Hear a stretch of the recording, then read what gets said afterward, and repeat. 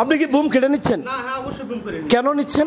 রাস্তার নির্মাণ কাজে অনিয়মের অভিযোগ বিষয়ে বক্তব্য চাওয়ায় এনটিভি অনলাইন প্রতিনিধি তাওহিদ ওসামার বুম কেড়ে নেন অভয়নগর উপজেলা প্রকৌশলী নাজমুল হুদা।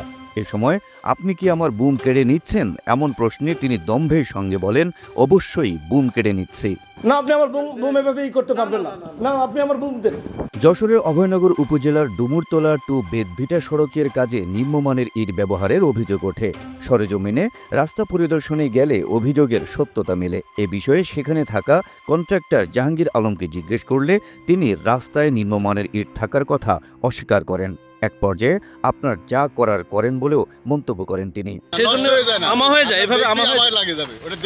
দেখতে আমরা ভেঙে দেখেছি। আসেন আপনি একটু দেখেন। এইটার সাথে ওইটা একটু দেখান। আসেন আপনি এইটার সাথে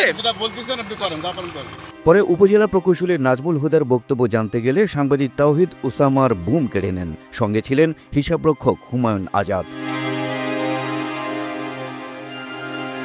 যদিও জেলা নির্বাহী প্রকৌশলী আহমেদ মাহবুবুর রহমানের সঙ্গে মুঠোফোনে যোগাযোগ করা হলে তিনি বলেন, বুম কেড়ে নেওয়ার অধিকার উপজেলা প্রকৌশলীর নেই। কোনো বক্তব্য দিতে গেলে অনুমতির প্রয়োজন নেই। তবে তিনি যদি বক্তব্য না দিতে চান তাহলে তার সুব্যবহারের মাধ্যমে বুঝিয়ে বলতে পারেন। এ ব্যাপারে লিখিত অভিযোগ পেলে খতিয়ে দেখে ব্যবস্থা নেওয়া হবে।